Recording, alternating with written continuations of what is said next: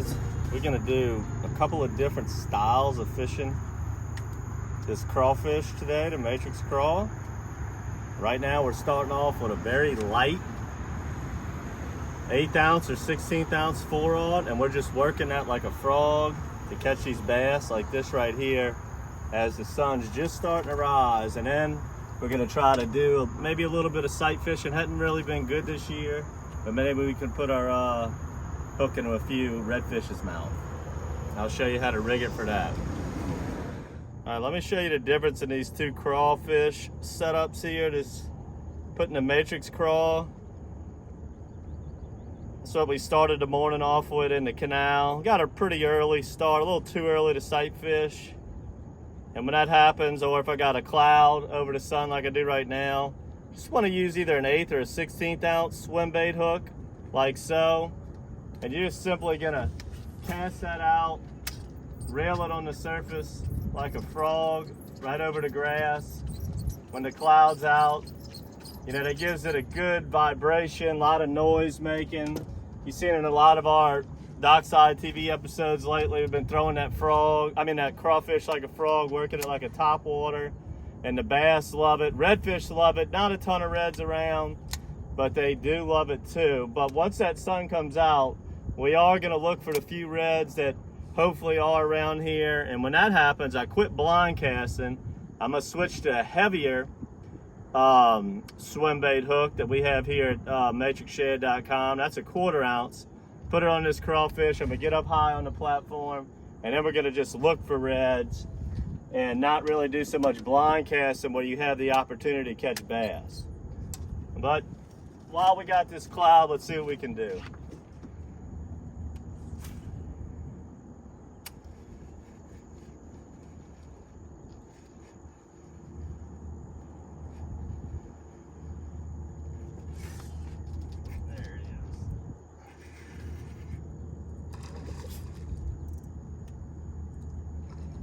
Red daddy, that's no bass there, baby. That's no bass there.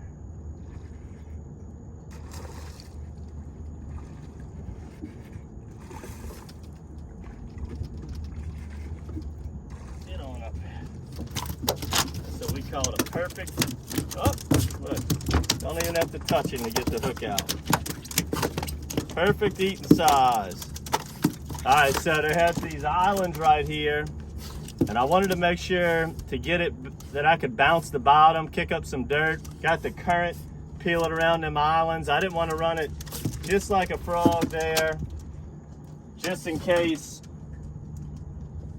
there was some reds hanging out using that current line. And sure enough, beautiful redfish right there. That's the way to start off the day. If we can get this cloud to move out, it makes red fishing a lot easier, as you can see them really good. But that's one of my first summertime shallow water reds of this summer, as I've been doing a lot of bass fishing here lately. But now we're in an area that we have some potential to catch some reds like this here.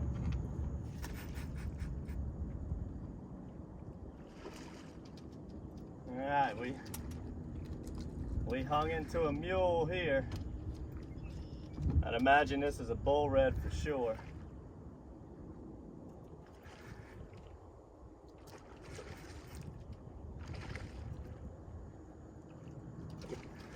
I was just floating this big flat where we were blind casting. I seen some wakes this morning when I caught a couple bass. So once the sun came up, good. I wanted to give it another drift, get that sun in my back. Right now it's in my face just because this fish is bringing us where it wants to. But this is a stud right here. Look at that beauty. Crush that crawfish. Oh yeah. Big orange belly. All right. That is a beautiful, beautiful redfish. Look at all the grass on my line. Barely got him hooked. Nevertheless, I got him hooked a couple times in the top of that lip. Oh, that stuff. This dude's lip is tough. There we go. Matrix crawl on that 1/4 ounce. Let's get this guy back in the water and we'll discuss just what we saw there. All right, big guy.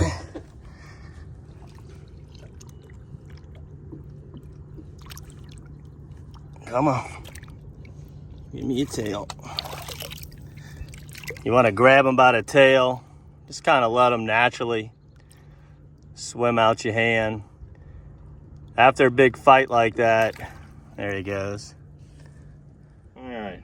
After a big fight like that, it really wears them out. Let me get this grass off of here. That's what you want to be fishing when you're sight fishing, like I did that one right there. But you know, they just changed the Louisiana limits from, you could keep one big bull like that. That fish was probably about 30 inches. No need for me to put him on the measuring tape and all of that. I would have let that big one go, even if he did make it. But he was about 30 inches. And Louisiana went from you could keep one of those to now none.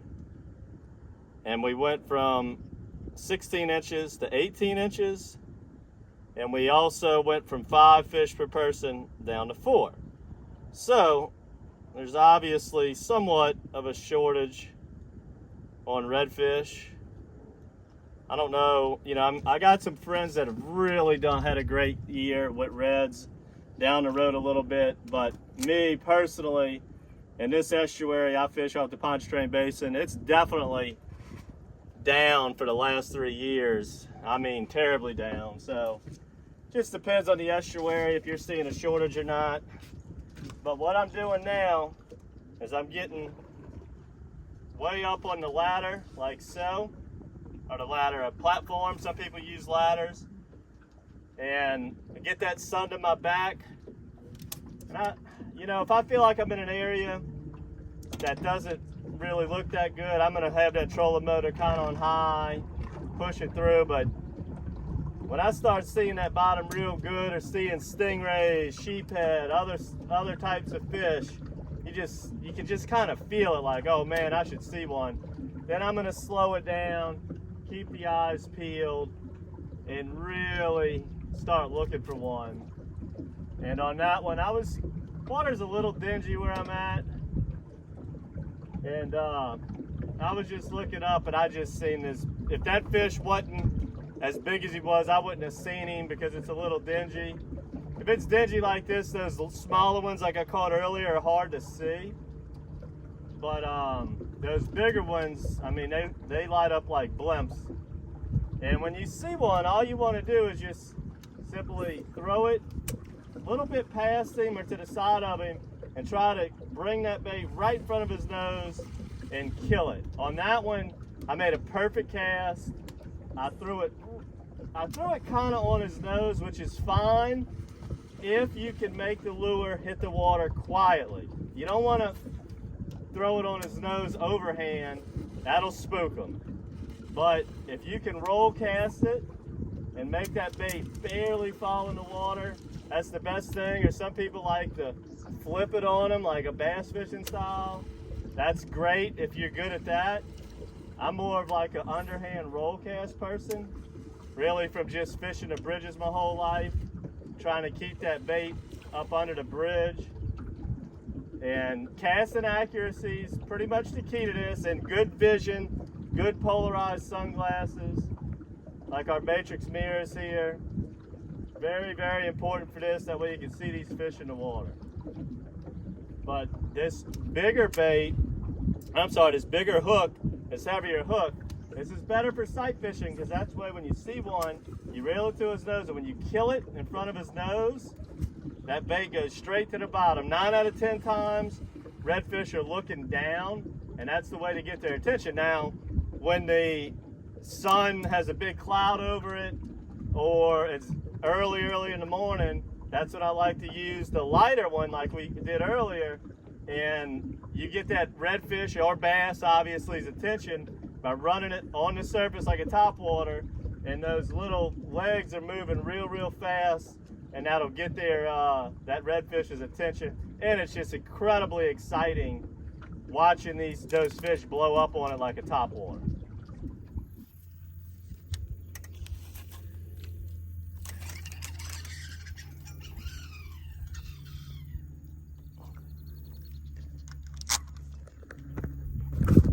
Camera in one hand, sight fish the red in the other.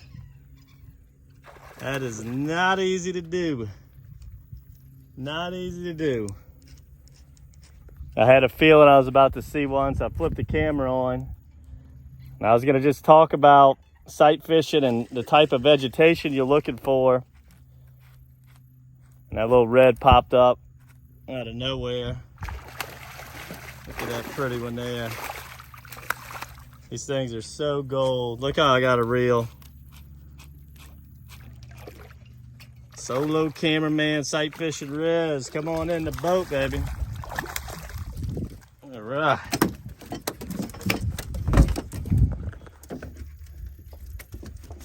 So, what we've seen in the last couple years, you know, pretty good decline in reds, and what I've caught the last couple years when I did my sight fishing episodes, you can go back and check them. It was almost all right at bull red, 26 to 30 inch reds, which is kind of uncommon for our ponds around here. And then this winter, all of a sudden, we had a really pretty good, like a good winter. When that water be low, check some of our wintertime videos this year, you'll see we were catching reds smaller than this, like 15 to 17 inches, every one of them. And I've just watched these reds grow up like day by day throughout the last 6 or 8 months. And now I guess they're getting big enough where either I could see them or they want to start roaming these duck ponds. And now they're 17, 18, 19, 20 inches. It's about a 20 incher. I've seen quite a few of these today.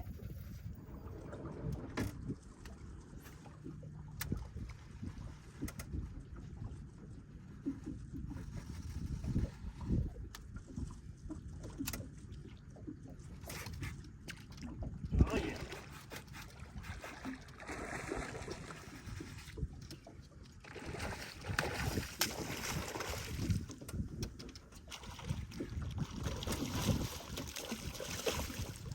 Look at that golden bronze back there.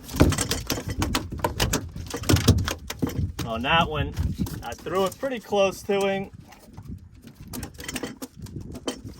and he kind of heard it or felt the vibration or something as I saw him turn and look.